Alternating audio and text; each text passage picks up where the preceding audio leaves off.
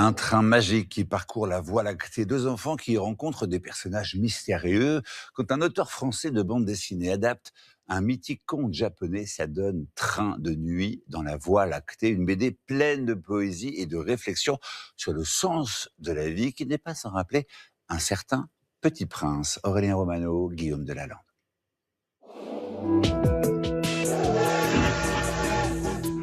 Une fois à bord, impossible de faire marche arrière, et encore moins d'écourter le voyage en tentant de sauter dans le vide, car le train de la Voie lactée file à toute allure à travers les étoiles. Vous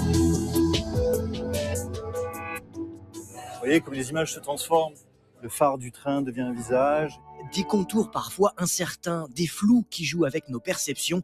Pour cette bande dessinée, Adrien Demont a choisi de dessiner à la craie, matière poudreuse et effaçable, de quoi donner une saveur toute particulière à ce voyage onirique. La trace aussi, l'effacement du dessin lui donne une émotion particulière, renvoie à des notions très japonaises comme ça, l'impermanence des choses, l'éphémère, voilà, une espèce de philosophie de la vie.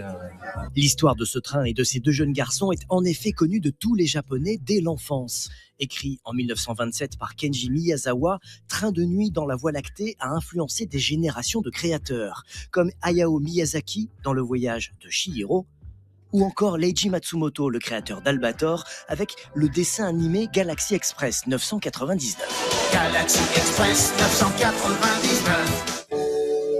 Dès l'instant où j'ai entendu parler de cette histoire, en fait, ça a été un flash amoureux. Je sentais qu'en fait, je pouvais l'aborder moi avec mes mains et avec les outils que j'avais développés. Et notamment l'utilisation de cette caméra qui inverse les couleurs. Le papier orangé devient nuit bleutée et les points noirs des étoiles particulièrement brillantes. Ça crée aussi l'univers du rêve et des espaces plus éthérés. Le voyage d'un enfant à travers les étoiles, de nombreux personnages et une réflexion sur le sens de la vie, de l'amitié et du don de soi. Le parallèle avec Le Petit Prince est frappant, mais aucune influence de l'un sur l'autre n'a été historiquement possible. Chacun à l'autre bout de la Terre, Miyazawa et Saint-Exupéry ont donc écrit sur les mêmes thèmes en arrivant aux mêmes conclusions, preuve d'une certaine universalité de l'humanité.